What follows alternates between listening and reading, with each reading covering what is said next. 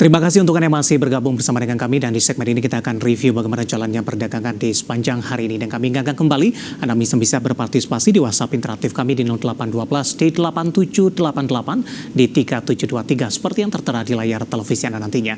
Dan saat ini kami sudah terhubung melalui Zoom bersama dengan Bapak Muhammad Wafi selaku Research Analis RHB Sekuritas Indonesia. Kita akan langsung sapa saja. Pak Wafi, selamat sore, apa kabar Pak? Selamat sore Pak David, kabar baik, terima kasih. Terima kasih juga Pak Wafi sudah meluangkan waktu di IDX Channel. Tampaknya hari ini juga kabar baik Pak, datang dari indeks harga saham gabungan masih melanjutkan penguatan. Level intraday tertinggi kembali mampu dicetak di sepanjang perdagangan hari ini. Analisis Anda di tengah penguatan yang terjadi, di sisi lain para pelaku pasar ini masih menantikan data inflasi Amerika Serikat jelang FOMC di pekan depan. Ya, sebenarnya kalau kita lihat memang kenaikan hari ini cukup bagus ya. Saya melihat ada kenaikan nilai transaksi juga ke sekitar 15 triliun.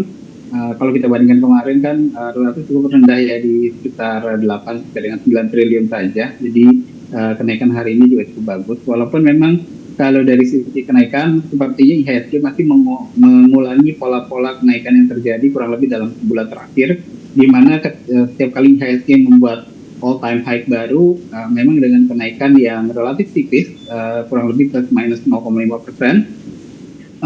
Kemudian di keesokan harinya diikuti dengan koreksi yang kurang lebih tipis juga gitu, dan pola-pola tersebut sudah berulang nih dalam kurang lebih 1-2 minggu terakhir nih pada David. Dan memang datanya belum masuk karena kita masih menanti market close, tapi sepertinya memang transaksi hari ini masih didorong oleh aktivitas investor asing, di mana kalau kita lihat kemarin juga asing masih konsisten membuka net buy, bahkan dalam 1 minggu terakhir juga cukup konsisten untuk membuka net buy. Bahkan dari awal tahun sekarang investor asing sudah positif ya, net buy year to date di sekitar 2,5 triliun per penutupan kemarin Pak David. Berdasarkan fundamental yang berkembang Pak Wafi, ketika dari inflasi melandai ataupun justru sebaliknya, kemana arah pergerakan indeks harga saham gabungan ini menjelang menunggu hasil dari FOMC di pekan depan? Ya, sebenarnya kalau kita lihat lagi dengan posisi saat ini ya, IHSG ini bisa kita katakan memang secara valuasi belum terlalu mahal sebenarnya, dan mungkin itu yang membuat investor asing masih cukup konsisten untuk masuk ke dalam IHSG. Dengan valuasi di sekitar 14 kali price to earning ratio untuk IHSG, kita masih relatif lebih murah sebenarnya dibandingkan Thailand yang sudah di sekitar 16 kali, kemudian juga Malaysia juga yang di sekitar 18 kali. Mungkin satu-satunya resiko mungkin datang dari Singapura yang valuasinya masih di sekitar 11 kali price to earning ratio, yang mungkin bisa mengalihkan arus masuk dana asing mungkin dari Indonesia, mungkin sebagian nanti masuk ke Singapura ya. Mungkin dari sisi timing sepertinya berdekatan nanti dengan pengumuman FOMC yang mungkin akan diumumkan di sekitar minggu depan ya.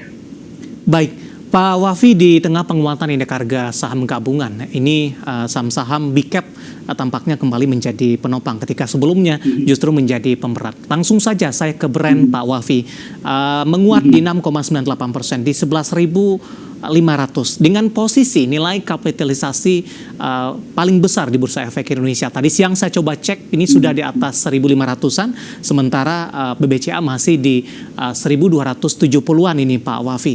Apakah memang brand akan terus membayangi untuk posisi indeks harga saham gabungan ke depannya, terutama jelang FOMC The Fed, dan apakah brand juga akan menjadi salah satu penopang untuk IHSG akan kembali terus mencetak rekor tertinggi terbarunya kembali?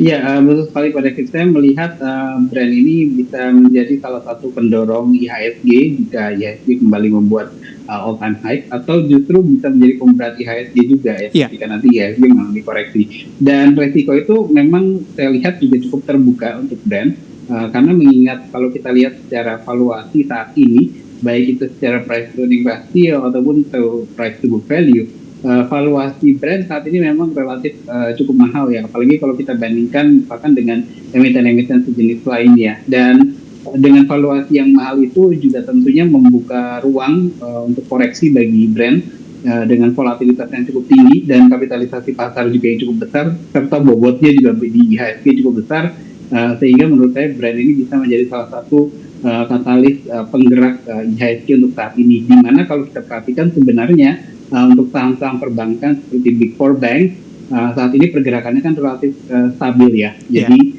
saya rasa memang untuk menjadi penyeimbang bagi brand ini sepertinya belum bisa kita harapkan dari saham perbankan. Oke, analisis dan rekomendasinya di tengah penguatan yang terjadi, ada peluang menembus ke level tertingginya kembali tidak Pak untuk brand? Untuk brand, saya lihat memang level saat ini sepertinya sudah mendekati level resistance di sekitar 12.000 ya. Memang saya tidak menyarankan untuk hold jangka panjang untuk saat ini karena mengingat tadi ya secara fundamental, secara valuasi juga relatif cukup mahal. Lebih disarankan untuk trading entry di sekitar level 10.500 nanti dengan target resistance atau take profit di sekitar level 12.000. Baik, selain brand, tampaknya dari perbankan big cap, terutama BBRI, kita beralih ke BBRI Pak Wafi, posisinya berbalik menguat signifikan, terutama di menit-menit terakhir jelang penutupan, akhirnya menguat di 1,45% di 5250 level intraday tertinggi hari ini. Analisis Anda untuk brand dengan pembalikan arah yang terjadi, peluangnya untuk jangka pendek dan menengah? Ya, untuk BBRI sepertinya untuk saat ini masih menguji garis resistance MA 200 ya nih di sekitar level sekitar 5.300. Sehingga saya melihat level 5.300 ini menjadi level yang cukup krusial ya bagi BBRI. Jika tidak mampu breakout level 5.300, sepertinya BBRI akan melanjutkan tren sideways-nya di kisaran level 5.000 sampai dengan level 5.300. Namun jika mampu breakout level 5.300, maka ada terbuka potensi kenaikan menuju ke resistance berikutnya itu di sekitar level 5.600. Baik, posisi dari BBRI penutupan hari ini di 5250 menguat di 1,45%. Kita lompat lagi ke sektor lainnya Pak, ini sektor teknologi. Ini gaungnya sudah lama tidak terdengar Pak ketika dari saham ataupun indeks teknologi secara global ini sudah beberapa kali mengalami penguatan signifikan, mencetak rekor terbarunya.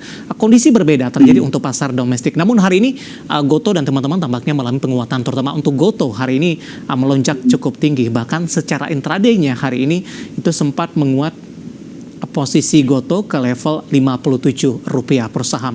Analisis Anda untuk Gotoh? Ya, memang kalau kita lihat harga penutupan Gotoh hari ini bisa dibilang level tertinggi dalam 1 bulan terakhir ya. Dan memang kenaikan hari ini pun sepertinya memang langsung menguji level garis resistance MA 100-nya. Dan dari sisi kenaikan memang kalau kita lihat sektor teknologi juga terdorong oleh antisipasi penurunan Fed rate, di mana sektor teknologi merupakan salah satu sektor yang cukup cyclical, yang sangat sensitif terhadap perubahan tingkat suku bunga. Nah, di level sekarang setelah menguji level garis resistance MA 100-nya, saya melihat justru ada potensi koreksi terlebih dahulu untuk Gotoh, paling tidak ke sekitar level 53. Sebelum nanti kembali rebound dan breakout level 56 menuju ke level resistance berikutnya, itu ada di sekitar level 60. Baik, analisis untuk Gotoh yang hari ini mengalami atau pembalikan arah yang cukup signifikan.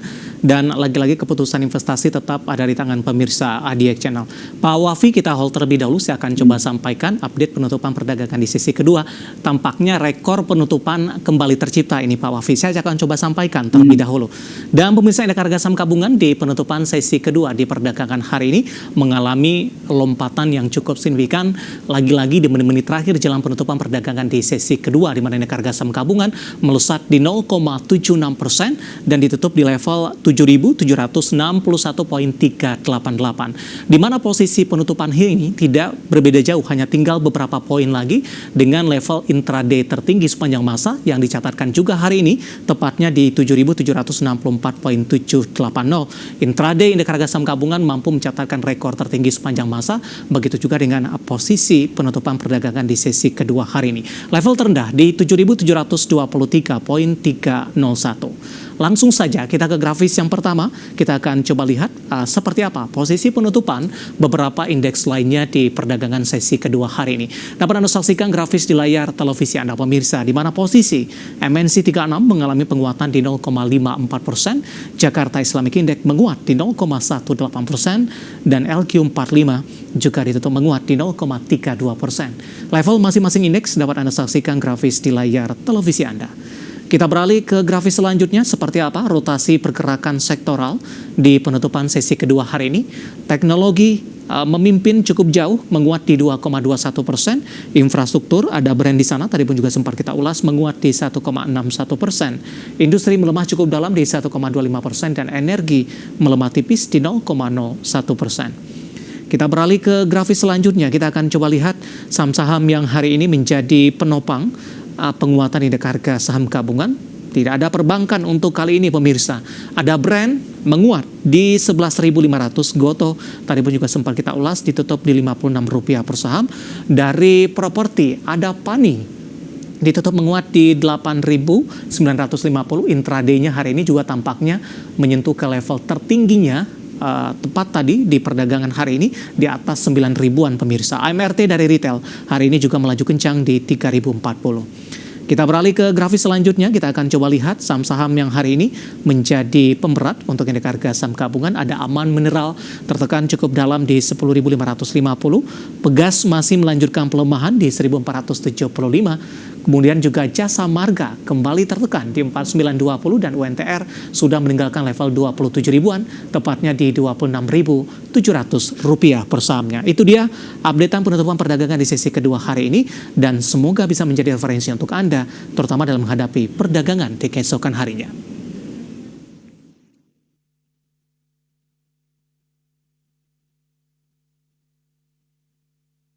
Kita akan jeda kembali dan tetap di tempat Anda, karena setelah ini kita akan coba lihat saham-saham pilihan apa saja yang direkomendasikan, dan pemirsa kami akan segera kembali.